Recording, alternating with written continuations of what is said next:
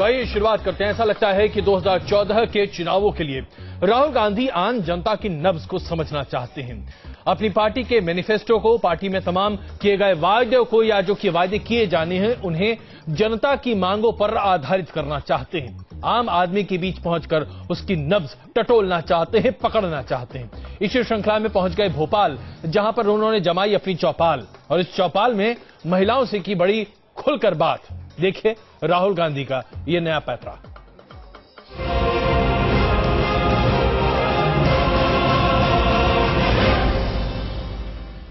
ईंट से ईंट बजा देंगे और मोदी को हला देंगे। बताओ, हम लोगों के लिए राशन कार्ड होना चाहिए सर।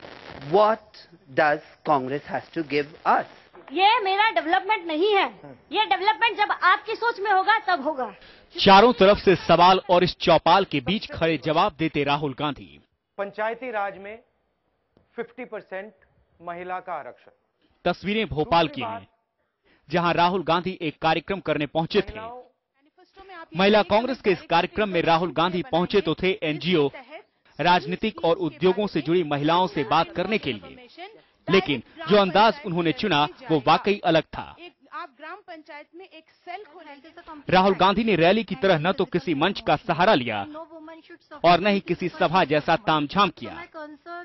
इस बार राहुल पहुंचे सीधे महिलाओं के बीच और राहुल गांधी ने हर किसी को बड़े ही आराम के साथ जवाब भी दिया। भोजन का अधिकार, जिससे सबसे ज्यादा फायदा महिलाओं को होता है और इक्वल वेज मिलता है नरेगा में। चौपाल की तरह दिखने वाली इस मीटिंग में राहुल गांधी ने एक नेता नहीं बल्कि आम आदमी की तरह महिलाओं से बात की। जो महिलाओं पे अत्याचार होते थे, जो उनके खिलाफ बायस होता था, बंद कमरों में रहता था, उसको सबको बाहर निकाला। महिला संवाद के नाम पर इस कार्यक्रम में राहुल गांधी ने महिलाओं से जुड़े मुद्दों पर अपनी राय दी और उनकी राय भी जानी। भैया आप इसमें निगाह डाल सकते हैं कि ये जो उग्रवाद हमारे पास आए तो जाहिर सा है कि वो रोजगार से कोसों दूर है। राहुल गांधी का महिलाओं से रूबरू होने का ये स्टाइल आज से पहले शायद ही किसी ने देखा हो। राहुल गांधी ने श्रमदान किया, झुग्गी झोपड़ियों में बैठकर गरीबों के साथ खाना भी खाया, लेकिन इस तरह महिलाओं की चौपाल राहुल ने पहली बार लगाई। इस चौपाल में राहुल के हाव भाव भी अलग थे। राहुल गांधी पूरे कॉन्फिडेंस के साथ यहाँ मौजूद महिलाओं के सवालों के जवाब देते दिखे। फीमेल को आप हमें लीजिए ताकि हम डिसेबल्ड सेक्टर में काम कर सके। Thank you sir. तो अगर आपकी एक मैनिफेस्टो में आप एक चीज डालना चाहें डिसेबल्ड लोगों के लिए, तो आप क्या डालेंगे? राहुल का ये नया स्टाइल कांग्रेसियों में नई जान भी फूंकता नजर आया। तो मेरा यह आशा विश्वास जगा कि हम महिला कांग्रेस ज्वाइन करेंगे, सभी महिला संगठन बनाएंगे और अगली बार जब आप मेरे झारखंड में आओगे तो इतने अभी राष्ट्र से आए हैं, मैं अकेला झारखंड में इससे 4 गुना भीड़ में आपको दिखाऊंगी। राहुल के ये बदलते अंदाज और उनके नए एक्सपेरिमेंट साफ साफ इशारा कर रहे हैं कि 2014 के लिए राहुल गांधी ने कमर कसनी शुरू कर दी है। रैली और सभाओं के बाद लोगों से सीधा संवाद। जी हाँ, यही है राहुल गांधी का नया अंदाज। भोपाल में राहुल ने महिलाओं की चौपाल लगाई और 1-to-1 चर्चा करके ये जानने की कोशिश की कि आखिर उनके मुद्दे क्या हैं, समस्याएं क्या हैं, जिन्हें कांग्रेस पार्टी के मैनिफेस्टो में जगह मिलनी चाहिए। संकेत साफ है कि लोकसभा चुनाव की तैयारी में राहुल कोई कसर नहीं छोड़ना चाहते। वीडियो जर्नलिस्ट अभय के साथ नीरज श्रीवास्तव, न्यूज नेशन, भोपाल। राहुल गांधी राजनीतिक तौर पे भी जानते हैं कि महिलाओं की भागीदारी कितनी महत्वपूर्ण है, खासकर 2014 के लिहाज से, क्योंकि आधी आबादी है और वोट प्रतिशत के लिहाज से भी राहुल गांधी जानते हैं कि इस वोट बैंक पे अगर नजर दौड़ाई जाए तो ये बहुत महत्वपूर्ण हो सकता है। और यही कारण है राहुल गांधी उनके बीच जाकर उनके मुद्दों को लेकर अपने मैनिफेस्टो में शामिल कर कहीं ना कहीं महिला समुदाय को पार्टी की ओर खींचने की कोशिश करें। स्टूडियो में मेरे साथ मौजूद हैं मधुकर उपाध्याय साहब, वरिष्ठ पत्रकार, लेकिन उनसे हम चर्चा शुरू करें कि क्या ये नुस्खे काम आने वाले हैं रायशुमारी से जुड़े। राहुल गांधी ने महिलाओं पर हिंसा को लेकर तमाम बातें कही। हालांकि यूपीए सरकार 2006 में एक डोमेस्टिक वायलेंस एक्ट 2006 के लेकर आई है, लेकिन जमीन पे इसके इंप्लीमेंटेशन को लेकर अब भी सवाल उठ रहे हैं कि महिला को किसी के प्रोटेक्शन की जरूरत नहीं है, किसी की प्रोटेक्शन की जरूरत नहीं। महिला को सिर्फ अपनी राइट्स की बताना चाहता हूं, जिसने मुझे काफी इंपैक्ट किया था। अमेठी में मैं दौरा कर रहा था, रात का समय था, गाड़ी में जा रहे थे। पूरे दिन दौरा हुआ था, थोड़े थके हुए थे। मैंने बाहर देखा और एक आदमी एक महिला को ऐसे बाल से पकड़ के खींच रहा था रोड पे, और पीछे एक और महिला उसे डंडे से मार रही थी। मैंने एकदम गाड़ी रोकी और वहां जाके मैंने उनसे कहा, भैया, आदमी से कहा, तुम ये क्या कर रहे हो? और उसको रोका, फिजिकली रोका और कहा, ये मतलब तुम कर क्या रहे हो? उसका जवाब आप जानते हैं क्या कहा उसने मुझे? नहीं, इसने आज खाना नहीं पकाया। अब आप देखिए, उनके दिमाग में, उस व्यक्ति के दिमाग में इक्वालिटी का कोई कॉन्सेप्ट नहीं था।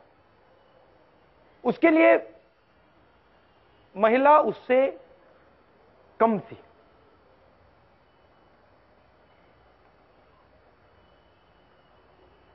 वहां पे वो उसके बाल से, उसको बाल से खींचा जा रहा था। वो एक्सट्रीम बात थी। मगर इस कमरे में आप सबको कभी ना कभी लगा होगा कि सिस्टम ने हमें दबाया है, किसी बस में किसी ने हमें तंग किया है, किसी जॉब में हमें किसी ने ऊपर जाने से रोका है। आप सबको लगता होगा, लगता है नहीं लगता है? लगता है। ये जो फीलिंग है, इसको हिंदुस्तान से निकालना है। तो राहुल गांधी की इन बातों को देखकर आप समझ गए होंगे कि राहुल गांधी चाहते हैं कि महिलाओं की भागीदारी न सिर्फ बढ़े बल्कि इसे आगे भी बढ़ाया जाए। लेकिन मधुकर जी, सवाल यहां पर यह खड़ा होता है कि राहुल गांधी महिलाओं की भागीदारी की बात कर तो रहे हैं, लेकिन महिला आरक्षण बिल आज भी हमारे देश में एक सपना है जिसे साकार कर पाना न तो कांग्रेस के लिए बहुत आसान होगा, न ही भारतीय जनता पार्टी के लिए, जब तक कि लालू जी या फिर मुलायम सिंह यादव जी जैसे तमाम नेता इस देश में सक्रिय रहें। यकीनन, क्योंकि इन लोगों के बिना सरकारें आगे भी नहीं बन सकती, न चल सकती हैं। इनके समर्थन की जरूरत पड़ेगी। यानी कि आप जो बात कर रहे हैं वो बहुत कॉस्मेटिक है। राहुल गांधी जो कुछ भी बात कर रहे हैं उसमें कनेक्ट दिखाई नहीं देता है। एक आत्ममुग्ध व्यक्ति किसी से बात कर रहा हो, कुछ ऐसी छवि बनती है उनकी। कोई डायरेक्ट आप कम्युनिकेशन कर रहे हो किसी से और कन्विंसिंग हो कि आपकी बात सुनकर कोई आप से समझ ले और आपको वोट डालने आ जाए, ये दिखाई नहीं देता उनकी बात से होते हुए। एक कहानी राहुल गांधी सुना रहे थे। आजादी के 67 साल के बाद एक राष्ट्रीय पार्टी का युवराज, जिसको कैंपेन कमेटी का चेयरमैन बनाया गया है, वो ये कहे कि एक महिला के बाल खींचे जा रहे थे क्योंकि उसने घर में खाना नहीं बनाया। मुझे याद है एक कवि ने लिखा था कि नारी तेरी यही कहानी, आंचल में दूध आंखों में पानी।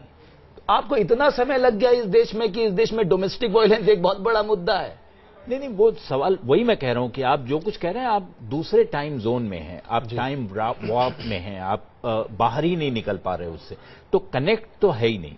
वो महिलाएं जो हैं वो बहुत सैनिटाइज्ड किस्म की वो एक बैठक थी जिसमें वो बात करते। मैं आपको एक किस्सा याद दिला दूं। पंडित नेहरू ने जब पहला योजना आयोग बना तो उसमें विनोबा भावे को कहा कि आप इसके सदस्य बन जाइए। विनोबा जी ने मान लिया। जब उसकी बैठक की तारीख तय हुई तो नेहरू जी ने फोन किया, ये वर्धा के पास पवनार आश्रम में थे विनोबा जी। उन्होंने कहा कि आप आइए इस बैठक के लिए। जिस दिन बैठक होनी थी, शुरू होने वाली थी, विनोबा जी नहीं पहुंचे। तो नेहरू जी ने कहा किसी से कि पता करो कहां गए। तो उन्होंने कहा पवनार से तो निकल गए। तो फिर बाद में नेहरू जी ने खुद कहीं उनसे कहा कि उनसे बात कराइए मेरी। जब नेहरू जी ने से फोन पर उनकी बात हुई तो विनोबा जी ने कहा कि मैं वहां आकर क्या करूं, मैं अभी पैदल चल पड़ा हूं, पहुंच जाऊंगा, मैं देखते हुए आऊं तब तो आपको कुछ बताऊं कि क्या हो रहा है। सही बात है, बिल्कुल सही बात है। ग्राउंड रियलिटीज क्या आ जाए ये बहुत जरूरी है। बिल्कुल, लेकिन सवाल यहां पर यह उठ खड़ा होता है कि राहुल गांधी जिस तरीके से इस पूरे मामले पर आगे बढ़ते हुए दिखाई दे रहे हैं, इसमें उनकी तारीफ करनी पड़ेगी। कम से कम कांग्रेस आज जाग तो रही है, कम से कम उन लोगों से बातचीत करने की कोशिश तो कर रही है जिन्हें वो अपना पार्टी कार्डर मानते हैं। भले ही इनके जरिए वो एक मैनिफेस्टो पर पहुंचना चाहती है, इसमें कितना हकीकत और कितना फसाना अफसाना हो सकता है ये तो अलग बात होती है। आइए अब आपको दिखाते हैं कि कुछ एक मसलों पर राहुल गांधी जब महिलाओं से बातचीत कर रहे थे तो जरा फंसते हुए भी नजर आ रहे थे। क्या ये सही था या सोचा समझा था? देखिए।